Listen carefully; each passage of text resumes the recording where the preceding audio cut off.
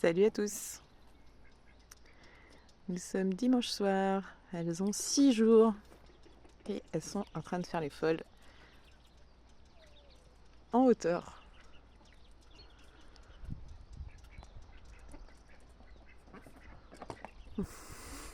Ah, petit pipi.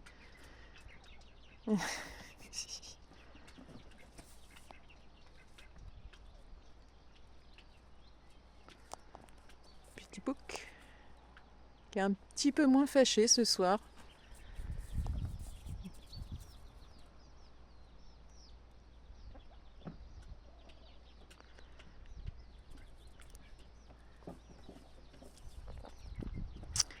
Six jours et elles sont en pleine forme.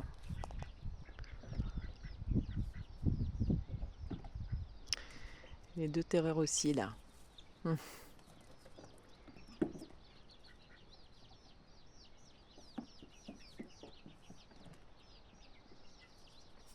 Bon, le renard m'a pris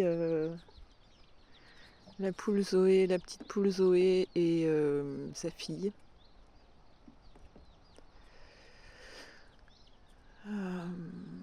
Donc, vous voyez derrière là, on a zigouillé tout le. En fait, c'était une haie de cyprès qui était derrière le poulailler et qui était très épaisse.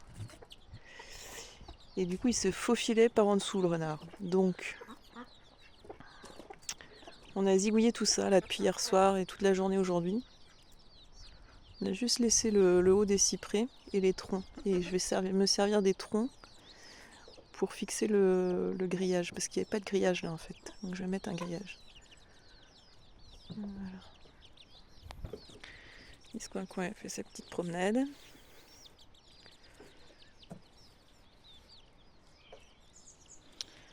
Saleté de renard.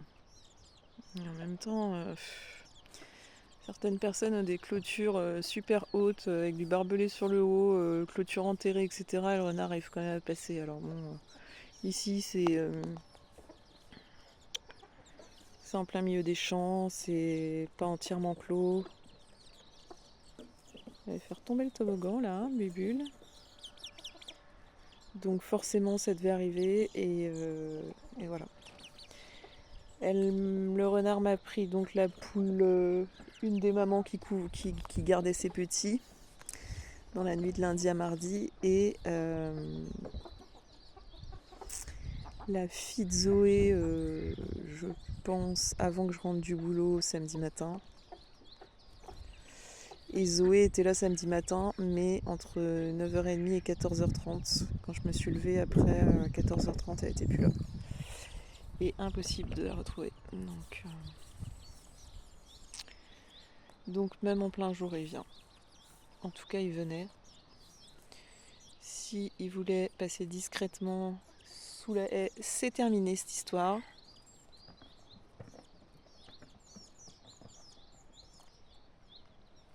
Là, il pourra plus être discret en fait. Et dès demain, je vais acheter du grillage, boucher cette partie. C'est pas fini de couper hein, sur les côtés, derrière la dépendance et tout ça.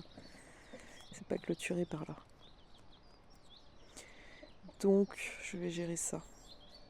Mon bénévole commence à travailler là à partir de demain, donc il sera moins présent. Elles me font rire les deux petites.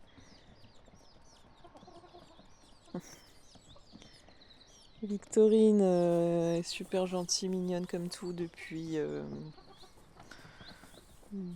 samedi, on va dire. Les chaleurs sont finies, là. Elle fait séance câlin tout à l'heure, là, dans le foin. Valentin aussi. Les deux faux folles, là aussi. Même petit beau qui est venu faire des câlins. Donc Eleanor. Alors, il a fait très beau aujourd'hui, donc j'ai changé l'eau, là. Mais en fait, 1 heure après, j'ai pas tilté, mais j'ai sorti les cochons qu'ils aillent se promener un peu. Et ils sont tous les deux allés dans la piscine. Donc autant vous dire que l'eau n'est pas restée propre bien longtemps. Toujours pas de caneton. Et là ils m'ont retourné la terre encore les cochons. Alors les petits poussins et les poules sont ravis.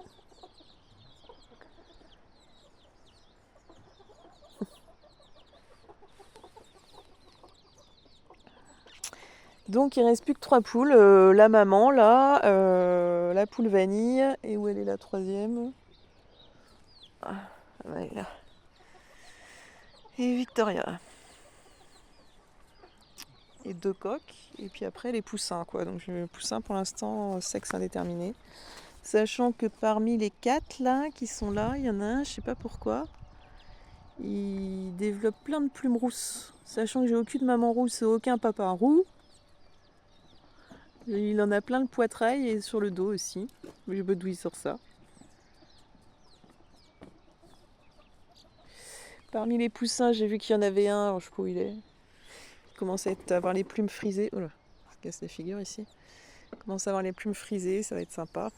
En espérant que ce soit une poule et pas un coq. Ça fait pas gagner. On verra bien.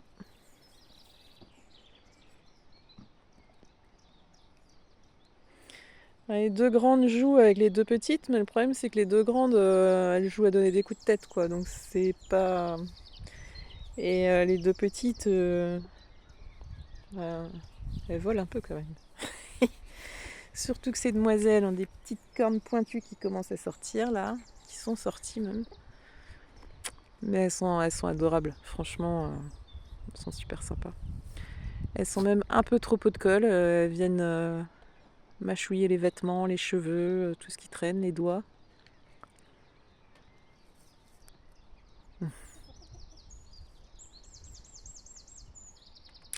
Et les 2 petites sont un peu plus farouches. Alors la maman est plus farouche aussi. Mais je pense que petit à petit j'y arriverai. Donc ça va le faire. Ça explore. Elles sont marrantes.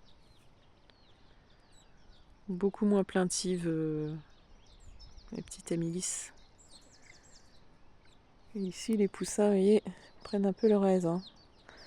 La maman, elle est loin là quand même. Hein. Il y en a 12 toujours. Et souvent j'ai du mal à les compter parce qu'il y en a, ils s'éparpillent et ils vont dans les... Ils vont dans les herbes hautes. Je me dis mince, il m'en manque un, il m'en manque 2. Ben, et en fait il faut que je regarde bien et que je recompte bien. T'as perdu ta mère? Elle est pas loin. Et ils vont loin, hein, ils vont jusqu'au fond là-bas. Alors que maman elle est que là.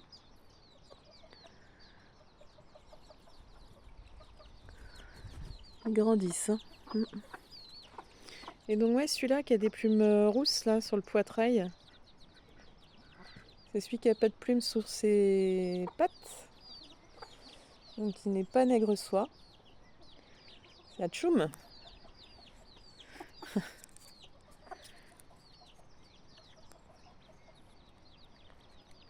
Ouais. Tout le monde va bien. Ceux qui restent en tout cas, ça me fait chier. Hein, pour la poule vanille et pour la poule Zoé et sa fille. En fait, je les pensais en sécurité parce qu'elles dormaient dans l'arbre. Mais c'est aussi celles qui passent de leur petite taille. Elles passent sous le portail. Et ils sont de l'autre côté, tes frères, mademoiselle. Monsieur, je ne sais pas.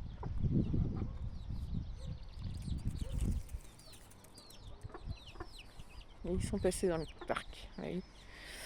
Ouais, donc elles passaient, les 2 étaient petites, donc elles passaient sous le portail et même en pleine journée.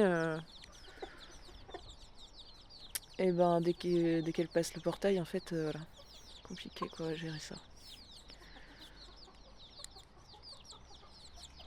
Ça y est, c'est fini. Quart d'heure de folie. Et dodo maintenant. Ici, petit bouc, ils mangent en étant allongés quoi. Ils sont sortis 2 fois, ils sont sortis un peu ce matin et un peu ce soir. Les 3 biquettes, les 3 adultes. Ça se passe bien. Elles ont besoin de brouter, hein, elles allaitent leur petit et puis lui il a quand même eu une anesthésie, il faut qu'il prenne des forces quand même. Le foin c'est bien, hein, mais l'herbe bien verte et toutes les différentes plantes qu'elles peuvent manger, les branches et tout ça c'est quand même bien aussi en complément, enfin, c'est quand même mieux. C'est la base hein, de leur alimentation dans la nature. Donc voilà.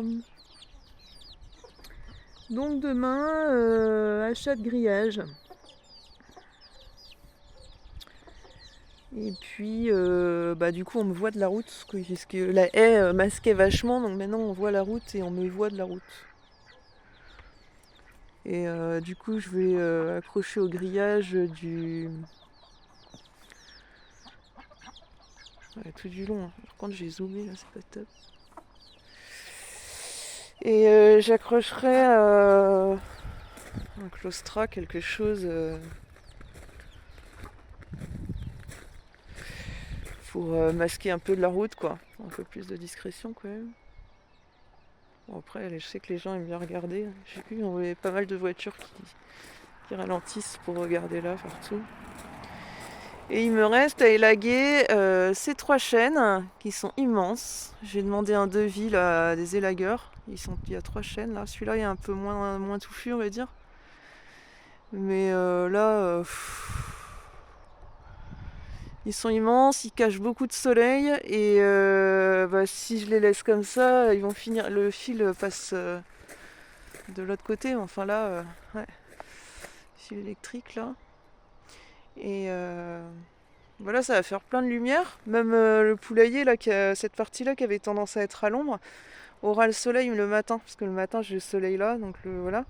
Mais on a gardé, vous voyez, le haut des cyprès pour garder un petit peu d'ombre quand même.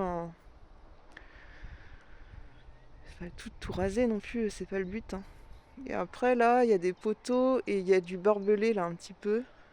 Et après, il n'y a plus rien jusqu'à la boîte aux lettres. Mais là, ils sont bien alignés tous là, à peu près droits. Jusqu'à la dépendance, quoi. Donc je vais acheter un grillage qui sera bien plus haut. Grillager ça, mettre une sorte de claustra. Et puis voilà, ça ira bien comme ça. Et, l'agrafer au tronc en fait, même juste. Alors pas l'enterrer parce que c'est pas si simple d'enterrer un grillage dans cette. C'est de la terre très sèche, c'est de la tourbe avec plein d'épines, de cyprès, etc. Et c'est très meuble en fait. Enfin, c'est hyper sec et voilà, donc enterrer ça, c'est comme enterrer un grillage dans de la poudre, ça n'a pas trop de sens. Mais je vais l'agrafer au tronc vraiment jusqu'au bas, le plus bas possible, quoi. Et comme ça, je verrai assez rapidement s'il y a une bestiole qui commence à gratter en dessous par endroit, je le verrai assez vite. Donc voilà. Et après, il reste toute cette partie-là, là, à l'arrière de la dépendance. Il reste un bout de cyprès encore. Et puis après, c'est des ronces, une belle saloperie. Et en fait, entre le dernier tronc du cyprès qui est là et le muret ici, après je vais clôturer tout là, quoi, au-dessus du muret en fait. Jusqu'à l'autre angle de la dépendance. Ça me fera double clôture en fait, une ici et une autre en bord de route. Ça devrait sécuriser un petit peu plus mes poules, même si le renard il fait un peu ce qu'il veut, quoi. Il se faufile un peu partout. Alors mes chats qui avaient l'habitude d'aller se planquer là, ça leur fait bizarre. Hein. Ils rôdent. Un petit mimi. Ils rôdent, ils reniflent. Alors ça leur fait encore plus de poteaux pour faire leurs griffes, ça c'est bien. Ils ont plein d'arbres à chat là. Mais bon. On en a bavé, hein. Franchement, on en a bavé. On a enlevé une partie à partir de la route. Avant d'atteindre les troncs, ça débordait sur le. Je peux vous montrer peut-être. Ça débordait là-haut, quoi. Là, c'est la route. Et ça débordait, là. Donc, il faut atteindre le tronc, déjà. Et c'est pas si simple que ça. Là, c'est le premier poteau avec du barbelé. En fait, les branches étaient à l'horizontale, coincées dans le barbelé. Donc, c'était charmant. Et donc, l'idée, c'est de mettre à nu... Oui, ça fait du bien les griffes. De mettre à nu les poteaux qui restent là, on les voit. Hein. Là-bas aussi, il y en a un autre un peu plus loin, et de prolonger le grillage, quoi. Voilà. Par l'intérieur. Parce que ça n'a aucun sens de mettre du grillage que là, hein, franchement.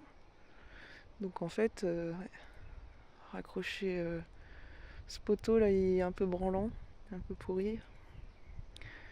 Je vais sans doute l'enlever et mettre un autre poteau et peut-être l'enlever complètement et relier directement au premier tronc de cyprès là, je vais voir. Le truc c'est que je vais demander un devis pour élaguer les chênes là. Au moins le haut quoi, qui reparte à taille à la bonne taille quoi. Enfin une taille gérable on va dire. Et le truc c'est que quand ils vont venir, si je mets un grillage avant, les branches elles vont tomber sur le grillage, ça va tout niquer quoi. Donc essuie un peu. Donc à voir. Je vais voir déjà combien ils me proposent en devis et puis et suivant combien c'est, il faudra qu'ils viennent rapidement quoi. Celui-là, bah, il a bien reparti, il est bientôt en fleurs. Et c'est un rhodo et camélia là-bas aussi. Quand j'ai emménagé, ces deux plants là étaient tellement volumineux qu'ils allaient jusqu'aux branches là, aux premières branches du chêne. Et au niveau du sol, ils prenaient toute cette place là quoi. Ils arrivaient jusqu'au puits en fait. Je ne sais pas si vous vous rendez compte, mais c'était hyper volumineux. On ne voyait pas le goudron et c'était complètement envahi par ces deux plants là. Que j'ai vraiment rasé au ras et là ils repartent cette année à taille plus humaine quoi. Donc c'est bien, c'est cool. Ça leur fait du bien aussi. Puis là le fait d'avoir donné plein de lumière derrière là, ça va faire du bien à toutes les plantes là qui sont là, qui étaient vraiment dans une zone l'air circulait pas, c'était tout le temps humide. L'air circulait pas et moins de soleil aussi, moins de luminosité. Donc là ça va faire du bien aux plants, ça va repartir. Surtout à cette période-ci, ça va vite repartir. Et puis ça permettra d'aménager un petit peu mieux là, cette zone-là. J'ai pas encore fini de ramasser, il y en a encore. Hein. Là-bas aussi, dans le fond, il faut que je regarde un peu de plus près. Là aussi, on a été obligé de dégommer un des hortensias là, mais il va reprendre. De toute façon, il y aurait encore des feuilles dessus. Et puis, il y en a partout des hortensias, il y en a tout du long. Parce que c'était enchevêtré dans les branches du cyprès, là, c'était une galère. Et là, en fait, quand j'ai emménagé, il y avait un. C'était pas le dernier tronc de cyprès, celui-là. Il y en avait un autre ici, et qui était couché, même deux, et qui était couché dans l'allée. Et voilà pourquoi on passait pas et en voiture, et on voyait pas le goudron, quoi. Donc voilà, encore pas mal de boulot accompli et à accomplir. On en bave. Ma semaine de repos, je crois qu'elle va pas être de tout repos. Mon week-end de repos, en tout cas, n'a pas été un week-end de repos. Mais ça le fait. Ça va le faire. J'ai hâte surtout de dégager tout derrière la dépendance là. Il y a pas mal d'espace, il y a pas mal de saleté aussi. Il y a des vieux pieds de parasol, tout ça, j'ai envie de mettre ça au propre. Ça fera du bien à la toiture. Et j'ai contacté également l'agriculteur qui a le champ à côté pour qu'il m'aide à faire l'angle entre son champ et ma dépendance. En gros, tout derrière la haie, vous voyez en face, là c'est du Troène et tout l'angle là. Tout derrière, en fait, ici c'est un sacré merdier et c'est entre son champ et le mien. Et moi, avec mes petits bras et ma débroussailleuse, je vais pas aller loin. Donc je vais demander un coup de main et normalement ça devrait se faire, on va voir. C'est un jeune, il est pompier volontaire aussi et il a l'air très gentil. Et on m'a dit qu'il était très gentil. Sur la route, hein, petit Mimi là. Elle passait là avant, mais elle passait planquée quoi, de ce côté-ci. Pas si haut que ça, pas vraiment en bord de route quoi. Ça me fait un peu peur quand même, mais en même temps, j'ai pas trop le choix quoi. Et, normalement elle est prudente et elle va s'habituer. Je pense que là elle explore, mais en général elle passe plutôt en bas et elle se faufile sur le muret et derrière la dépendance, planquée. Mais bon là c'est tout nouveau, c'est trop tentant quoi, d'aller voir.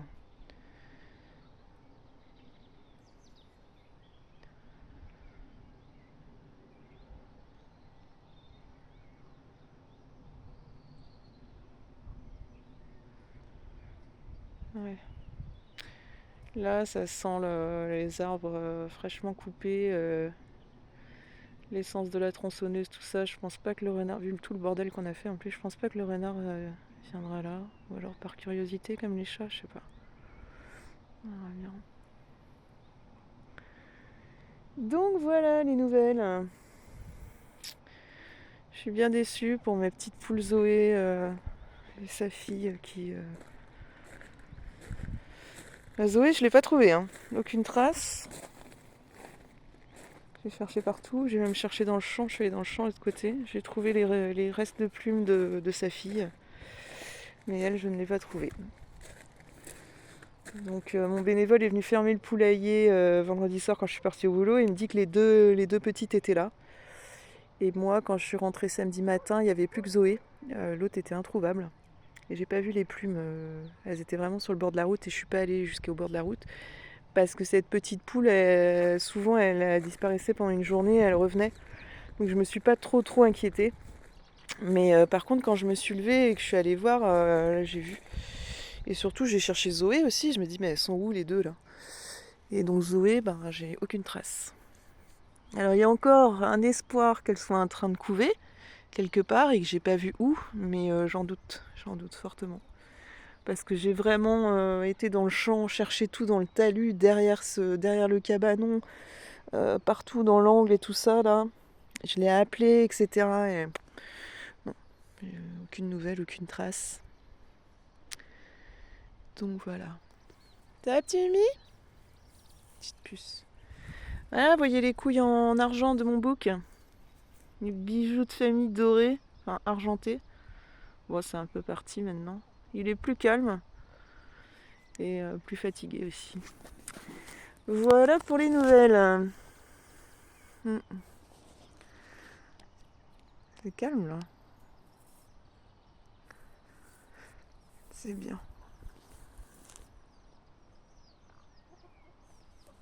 Il vire la petite.